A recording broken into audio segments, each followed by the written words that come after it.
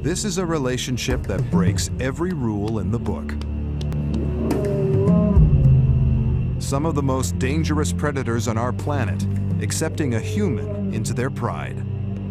Ever get the feeling you've been surrounded by lions? I get it every day. It has taken Kevin Richardson years of patience and dedication to build this unique bond. Come. Let's go. But keeping predators in captivity is fraught with difficulty.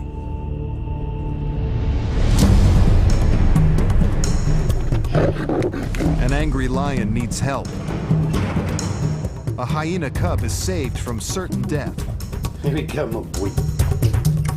And when lions meet, they clash. All while Kevin tries to keep his dream alive. I would hate nothing more than to see this place go and the animals in it. It's my life and soul.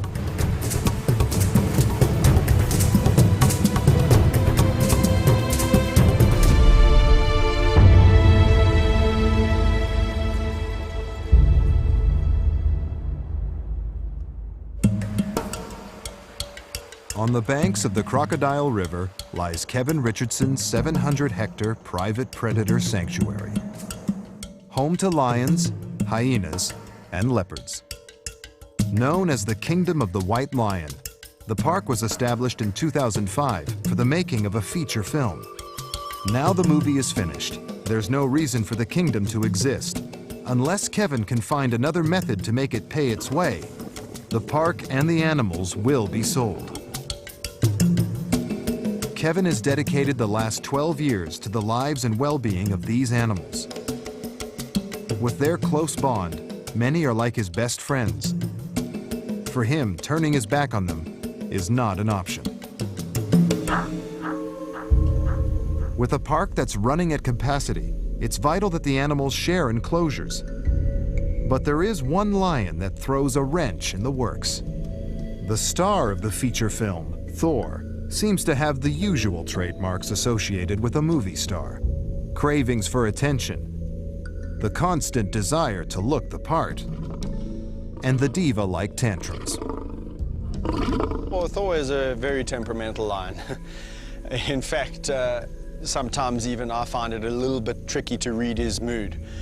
He can be the happiest, most friendly lion, and then like that, he can also be a lion that will want to attack you over a rock that he wants to take possession over. Now, all lions, as we know, love their food. However, Thor wants to kill you even before you've given him the food. So Thor can be quite a tricky cat. There's a tragic sting to his tale. Lions are the only truly social cats, but after 2 years working on the movie, there was never a suitable cat that Thor could live with. Kevin worries for Thor's happiness and spends much of his time stepping in as a feline friend. So one of the few lions that actually really enjoys me to stick my finger right in his ear canal. And I'm not bull dusting you when I tell you my finger's almost tickling his brain. When lions are in a group, they would groom each other and they lick each other's ears. So kind of like I use this brush, they would use their tongues and in they go. Now Thor obviously is not with anyone, so I've got to spend extra time just loving and grooming and bonding, and that's why I brush him. To provide Thor with stimulation, Kevin takes him for walks in the wild bush area surrounding the lion enclosures. It's home to, among others, giraffes, wildebeest, and impala.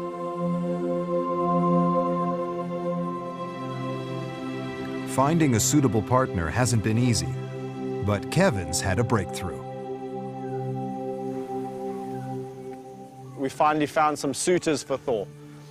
2 lionesses, Kusasa and Sabindi. He doesn't know it yet, but in a couple of days' time, he's going to be introduced to the lovely, tawny females. Hey? We've decided that they would suit Thor just fine. We're going to put them on the pill because we really don't want to be breeding any more lions over here at the kingdom. Hey? But you'll still get the company. It'll be nice. On the other side of the kingdom, in the hyena clan, there's trouble. Mother matriarch Gina has been fighting for dominance with her daughter Oslo. Their power struggle ended in murder as they cannibalized each other's cubs. There's just one survivor, and Kevin has had to take drastic action.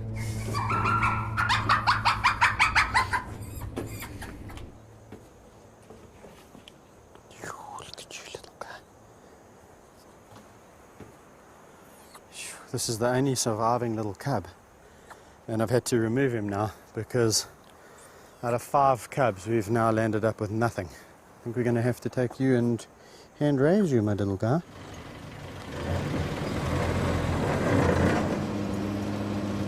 The responsibilities that come with taking a youngster away are tremendous because now you are basically becoming its mother. So you immediately start thinking about the future. Where is he going to go once we've raised him to a level where he doesn't need to stay with us 24/7? A hyena is usually thought of as a vicious scavenger, and it's uncommon for them to be bred in captivity. It's even more rare for them to be hand-raised. Here we go, my boy.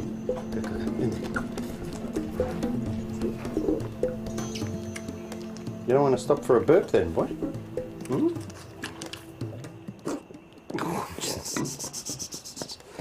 You're a greedy guts, that's why. You eat too quickly. You eat too quickly, my boy. I can feel all that air. Your stomach's hard, man. You need to get rid of that air. Okay, okay. And you eat like a milkshake. Hmm?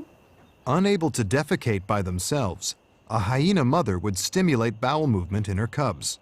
But without mother around, it's up to Kevin to lend a helping hand. They don't have the bowel movement or the ability to push it out on their own. So it'll come in another week or two.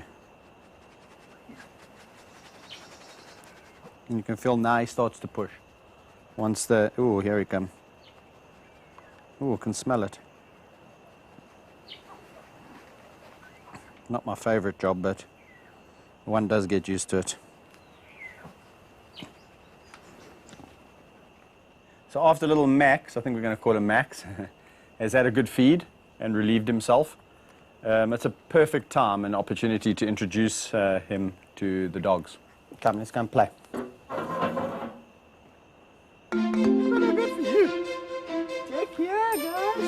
Cubs require constant socialization to prepare them for life back in the animal world. Over the years, Kevin has found help at hand on his own doorstep. He's seen, Valentino's seen many animals come through the house, so he's generally very good. He's been... Valley, stop it today. Slowly, boy.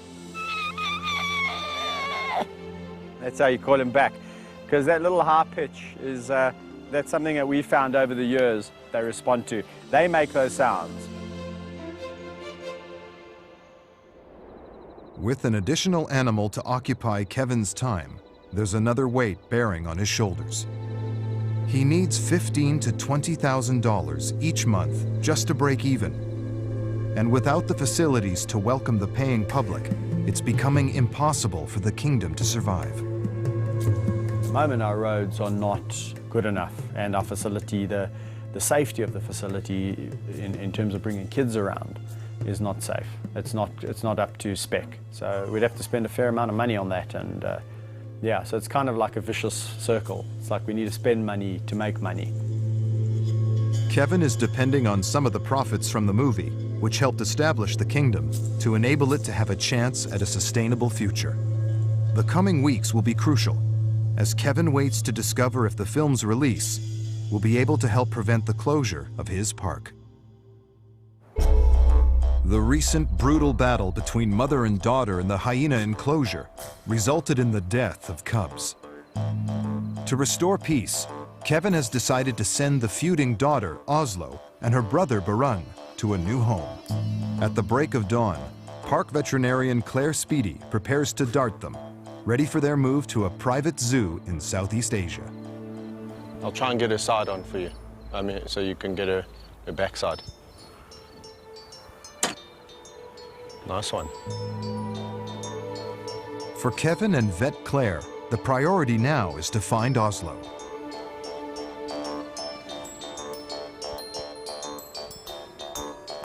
As Oslo's legs give way, Burun looks on nervously in the background.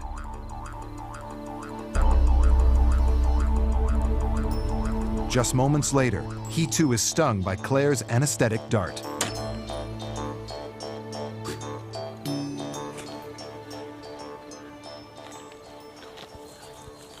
Okay, this is Oslo, and Oslo is obviously Gina's daughter, and she's the one that's been fighting with Gina a lot, although it's calmed down quite a bit lately. But needless to say, it's going to flare up again. And the same goes for Burun. Burun is going to start breeding with his mother basically in another year or so. As they begin to look for Burun, it becomes apparent he's nowhere to be found. It's vital they quickly find the sedated animal. Unconscious, he could be in danger. Let's check down here by the den. Let's do this top half first. I think we've covered this area. Yeah. I've just looked right in that middle there. Claire asked me to look after the Burun, and I lost track of him, and now we can't find him. And he's gone down.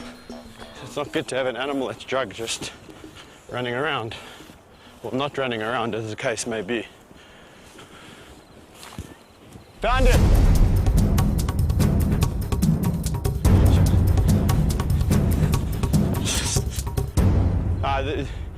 There's no ways he was here when I came last. There's no ways he was here. I came right past you. Okay, 2, 3. Up. Okay. Okay.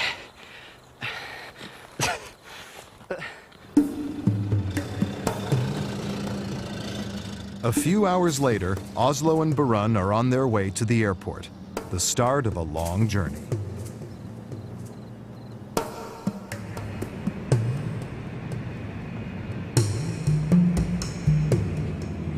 You know, you never like to see your animals go, but it's the reality, you know. If the numbers are getting too great and the complications with mother and daughter and mother and son, you know, it's just a necessary thing we have to do. And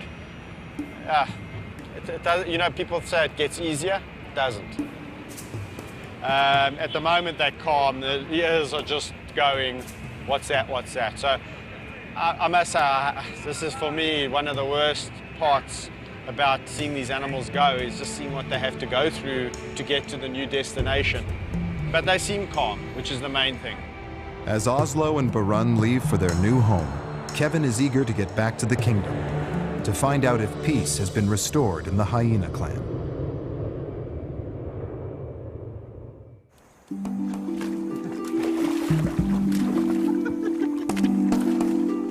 The following day, Kevin visits the hyena enclosure to check on the mood. Now the troublemaker has left the clan.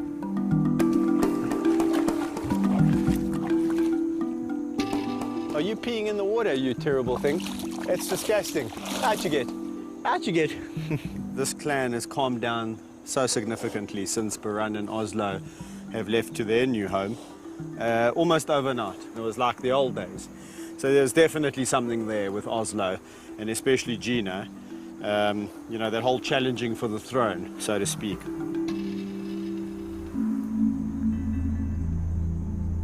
The kingdom's nursery acts as a shelter for any of its abandoned animals.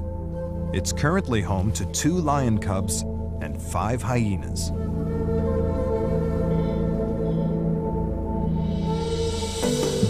Rodney Nambakana, Kevin's right-hand man, has gone there to collect orphan males Mafumu and Vayetsi. The cubs have grown up together and share a bond like brothers. They've now outgrown the nursery, and it's vital they join a pride of their own. Kevin and Rodney have a new pride of 6 young lions in mind. However, following an attempt to introduce Mafumu and Vayetsi to the 3 rowdier members of this group, complications arose. The cubs were met with hostility. Kevin and Rodney have decided to reintroduce them to the unruly members individually in the hope that this will prevent bullying. They start with leader Bandit. Oh, this should be interesting. Oh. Mafumu places a reassuring paw on his friend and takes charge.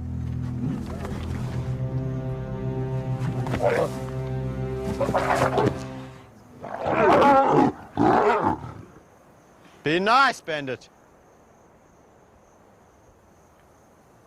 All get along nicely. Again, Mafumu dares to approach Bandit. Goes in to help, you see that? Slowly. Nicely, nicely. You see? No, no, no, no, no.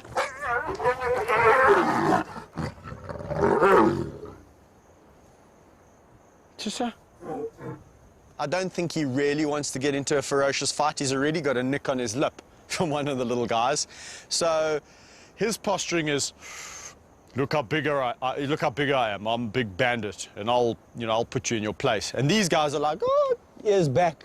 Don't pick on us. And as soon as he makes a big noise, they roll on their backs, which is the submissive behavior. I think we're going to have to just leave it for a while and let them all settle, just the three of them, before we start releasing more individuals into this group, because it can become complicated very quickly. Let's hope it works out, because if this doesn't work out, I don't know what I'm going to do. Kevin Richardson is not just passionate about his own lions, but is also involved in a conservation project to preserve wild predators. As a qualified pilot, he's received a request to help the sponsoring organization and heads 805 kilometers north to Botswana.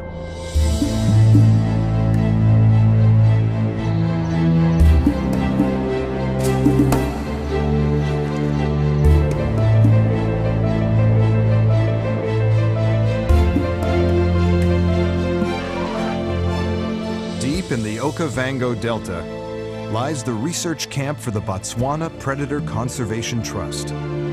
Set up to study the interaction between all the species of large predators in northern Botswana, it's coordinated by Andrew Stein. These things are living creatures and they have a place in this world, and we need to understand what they do, where they go, so that we can conserve them and make sure that life continues. Andrew has had difficulty finding the main pride. They're hoping to locate them from the air.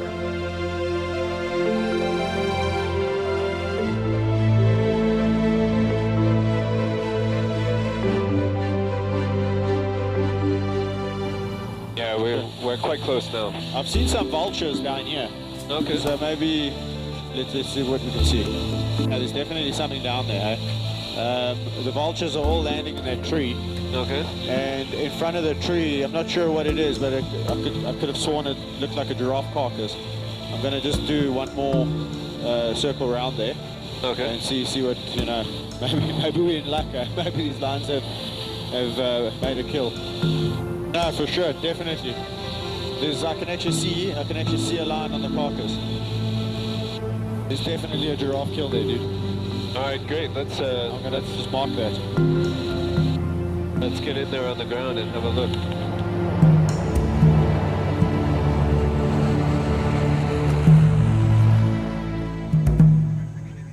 Armed with their radio equipment and coordinates of the kill, they head into the bush to find the pride.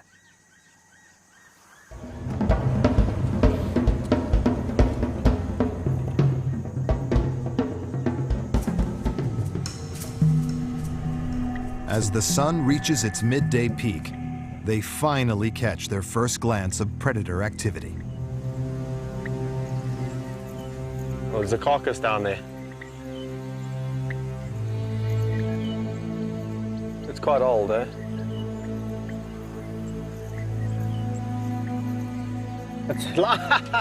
There he is. I can see him from here. Having tracked the male, they cautiously move in closer to try and catch sight of other pride members.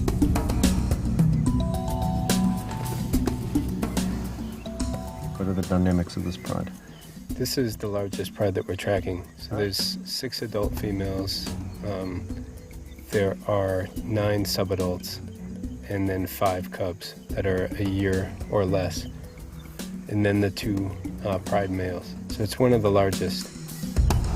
Kevin tries to prevent his own lions from breeding, but the story in the wild is vastly different. Numbers are plummeting, and it's estimated there's been an 80% drop in less than 30 years.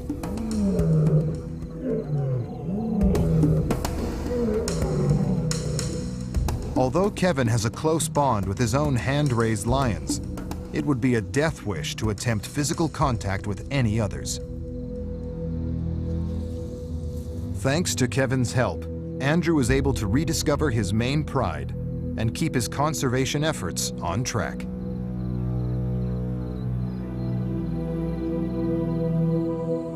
Early the next day, Kevin returns to South Africa. But there's a dark cloud looming over the kingdom. Everyone's been relying on the success of the feature film to save the day. The pressure of these expectations weighs heavily on Kevin as he awaits news of the film's commercial success. Cinema revenues are looking meager, and the financial situation is about to take a turn for the worse. The movie's been pirated along with a whole bunch of other South African releases that have been on circuit.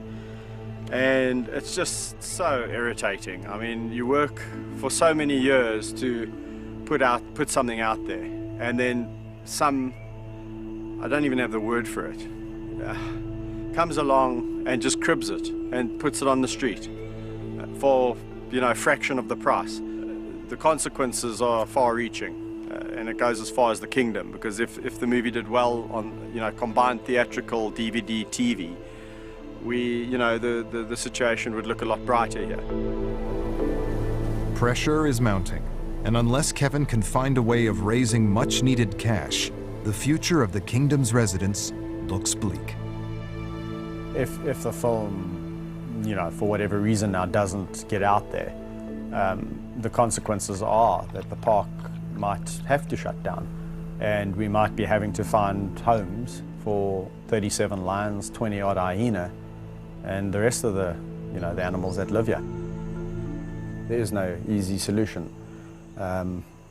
Lions will only be bought up where there's a demand, and at the moment I don't think there's much demand for lions. So quite frankly, I think unless somebody really came in here and bought them out, putting them down would be, a real option.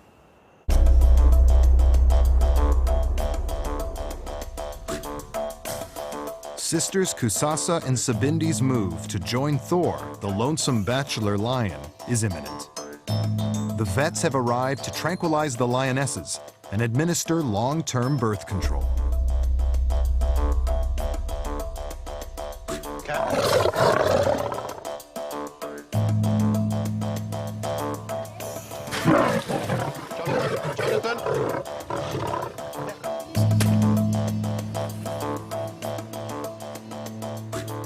It doesn't take long for the drugs to take effect.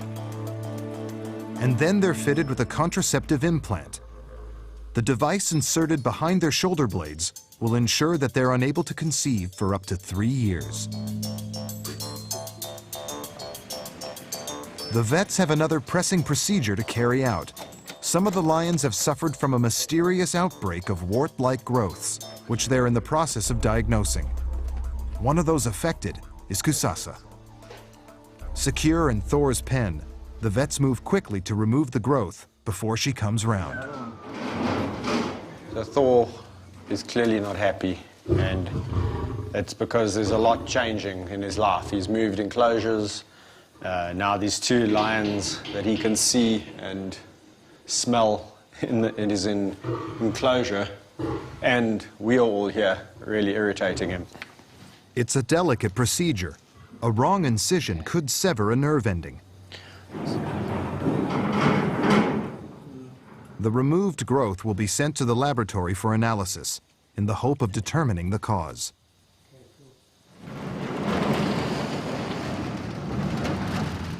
As the lionesses sleep off the drugs, Thor still seems disturbed by their presence. In less than 24 hours, they will be joining this angry cat. Meanwhile, Kevin and his wife Mandy think they've found a new plan to keep the park from closing. We've had a lot of inquiries into people just wanting to come out and help on the farm. So we thought, why not, you know? Let's get the volunteers through here. They can contribute in a positive way. And it can also help, you know, fund some of the things that we need to do here, you know. With a new baby in the family, Mandy in particular is looking at future ways for the park to support itself. It's not just about the income that international guys will pay to come through to us, it's about the working hands that we have on the farm. There are other things we are exploring to do with corporates and things like that at a later stage, but you know, every little bit counts towards running a big park like we have. At Thor's enclosure, the bachelor is about to meet the two lionesses for the first time. Kevin takes no risks before releasing Kusasa and Sabindi. Thor's still very aggressive. So I've had to bring the dart gun out and mix up some drugs for Thor, just in case I have to dart him to prevent him really tucking into these galls. So if it's getting out of hand and I feel that I might have to intervene, then this is what this is for. Fur is going to fly. I think people need to be aware of that. These are lions, they're not humans, and they have their own way and their own mechanisms of establishing hierarchy. One thing's for sure is Thor has to assert his dominance, and that's what he's going to do. Sure enough, Thor is living up to his temperamental reputation as he eyes up the new arrivals slowly coming round in his night pen.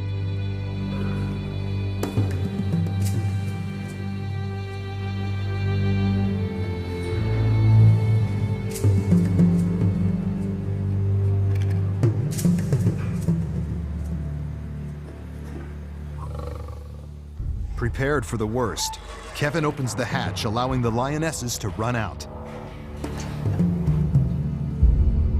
But true to his unpredictable ways, Thor seems indifferent to their presence.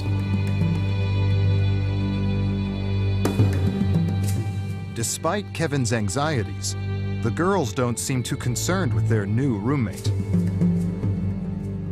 As soon as food arrives, it's the perfect opportunity for Thor to show off his dominance.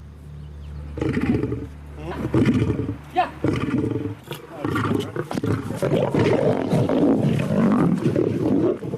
But on this occasion, he's met his match, as Kusasa grabs the lion's share. In the wild, this kind of behavior is what you would expect. If a male lion came across two females in the bush, he's a bachelor male roaming, it's not in his best interest to, you know, engage them immediately, because if he gets injured, that's the end of it. That could be the end of it. You know, from a wild perspective, Thor's behaving normal. Establishing a hierarchy will take some time, but in this encounter, the lionesses appear to be dominating.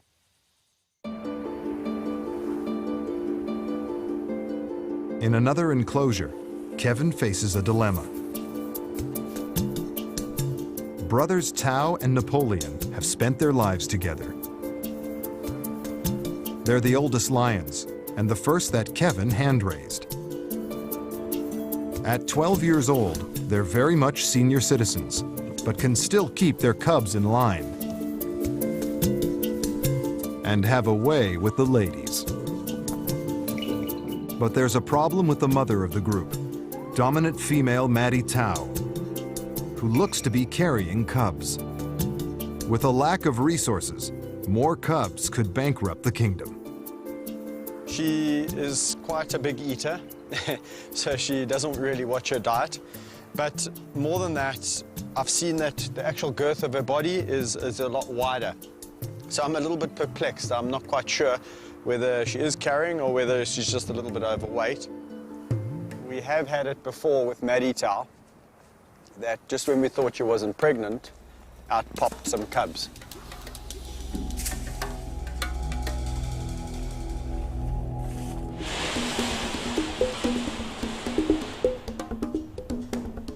Maddie Tao has been separated from the pride.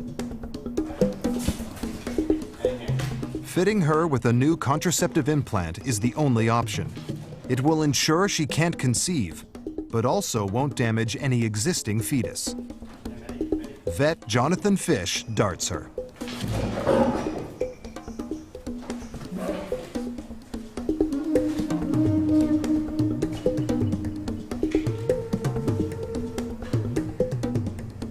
She does look quite wide, her back, her girth. When the lions generally fall pregnant, they increase in size from here to here. She's fat. She's fat. Don't call her fat. Shame, Maddie Tao, you're just well fed. Kevin remains convinced she's pregnant.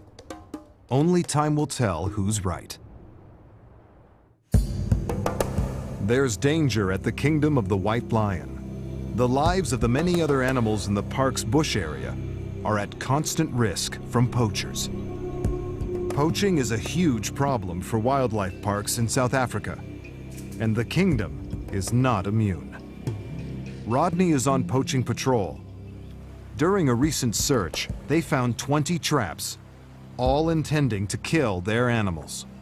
One side of the park has got fences and one side of the park has got the river, which basically makes us very vulnerable to poachers because they've got clean access or easy access through the park, so to speak. And also because the animals, this is where they like to drink. It doesn't take them long to discover a potentially lethal snare. There's a game path here, so usually the poachers will like to put the snares where the animals walk through, and basically the animal, without seeing the snare, would basically walk through the snare. You can see this here is the snare here.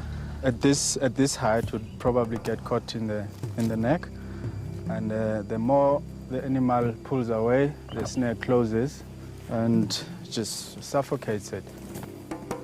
Today, they remove just one snare, but the risk of poachers is an ever-present threat in the park.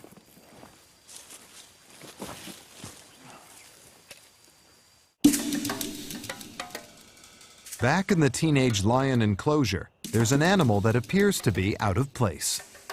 Spunnies has grown up with the lions and is a fully fledged member of Bandit's Pride. As the kingdom's pretend lion, he's never met a fellow hyena. Kevin and Rodney have decided, as the least threatening member of Bandit's troop, Spunny should be the next in the Pride to be introduced to Mfumu and Vaetsi. Despite Spunny's familiarity with lions, as soon as Mfumu and Vaetsi arrive, he's being chased around the enclosure. But help is at hand for Spunnies when his old friend Bandit is released for his second encounter with Mfumu and Vaetsi. Kevin's hoping it will be a more peaceful affair than last time.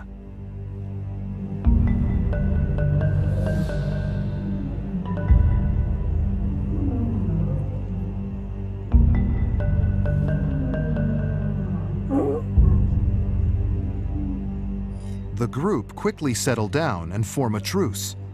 Kevin and Rodney now feel they can introduce Bandit's highly strung sister, Gabby.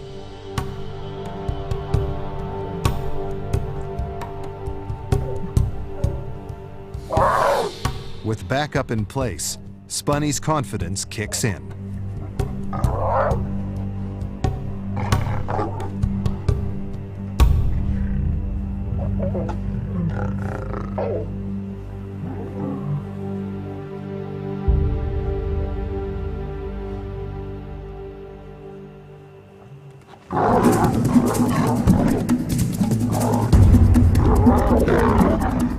Enraged, Gabby riles Bandit, and both lay into Mfumu.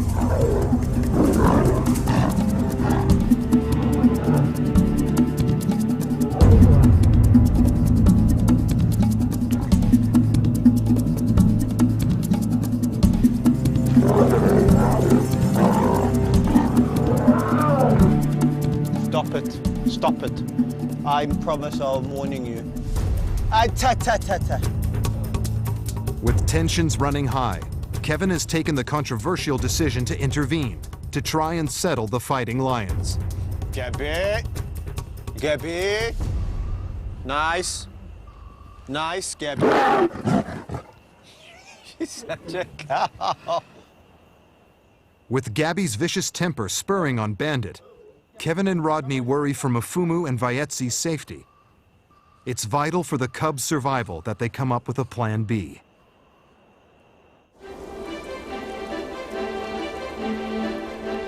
It's an early start at the kingdom. After yesterday's failed introductions, Kevin and Rodney have another card up their sleeves.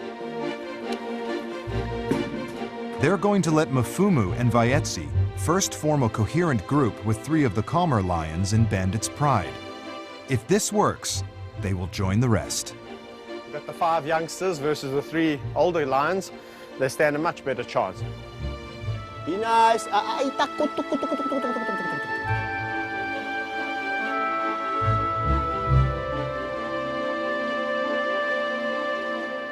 As time goes by, the tension's easing, it's getting easier and easier.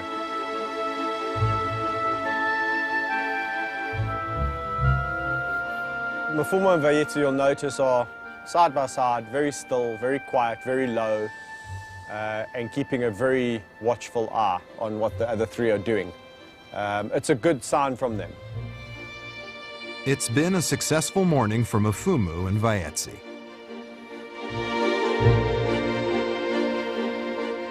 Kevin and Mandy's work has also paid off. The local volunteers are starting today.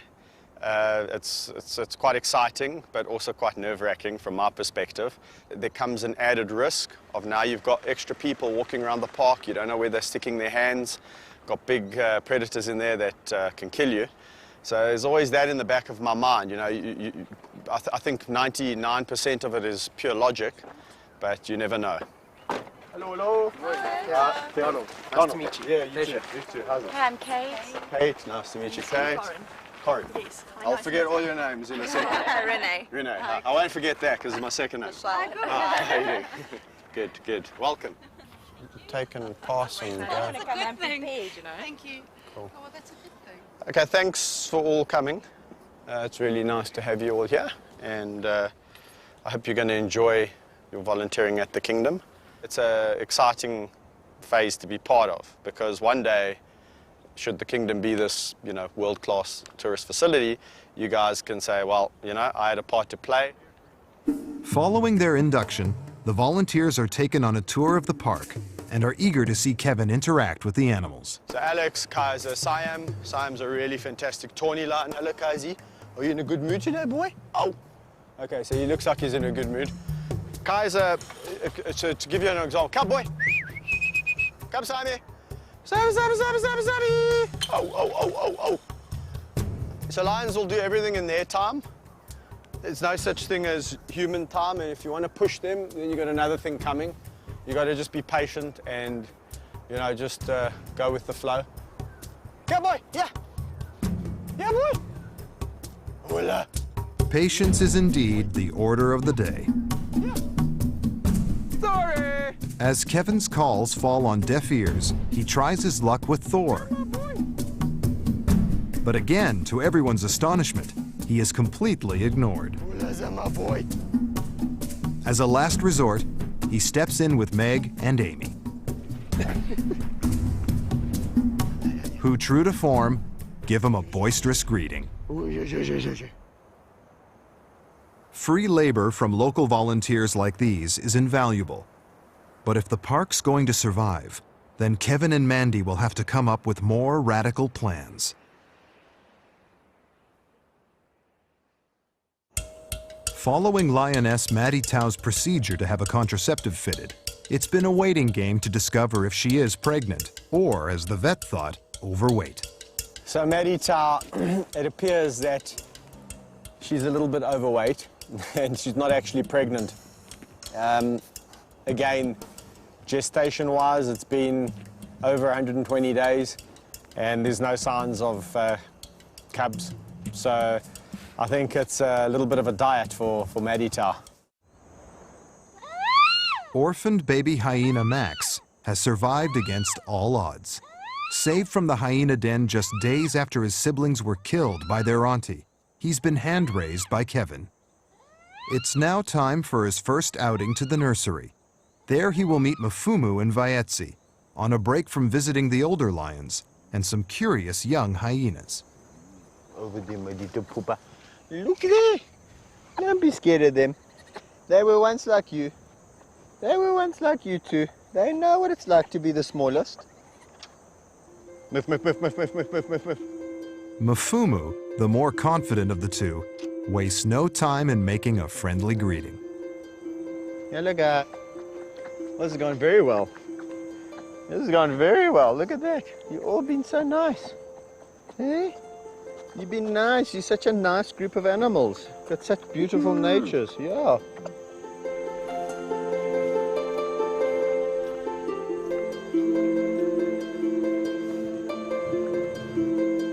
Slowly. We all get so excited. Yeah. It's so exciting. All Woody's trying to do is exert her dominance. She's the oldest female here. So at this stage, she's the most dominant. Max is a little male, and she's just saying to him, listen, I'm the boss here. So if you come to my group, my clan, which involves 2 lions, I'm still the boss. Just as the youngsters settle down, Mfumu decides to show his affections.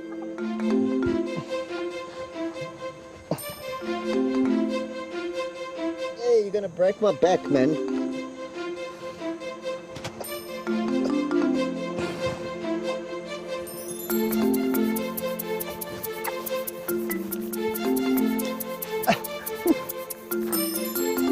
Okay, get off me, Mfumu. All right. It's enough. Goodbye. Bye, guys. I think Max has really done well. He's gone in there with the right attitude.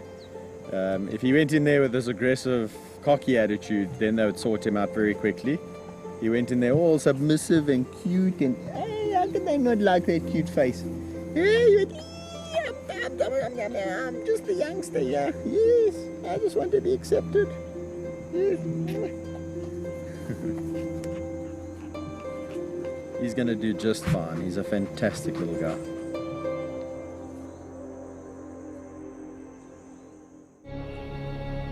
As life at the kingdom appears to settle down, there is about to be some tragic news.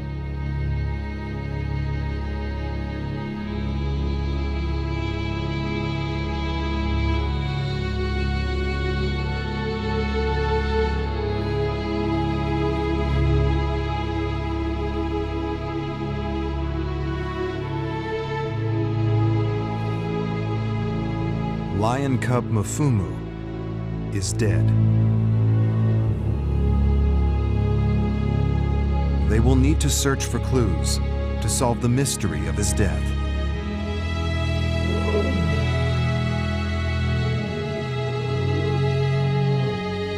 In the meantime, his best friend Vaetsi is left alone.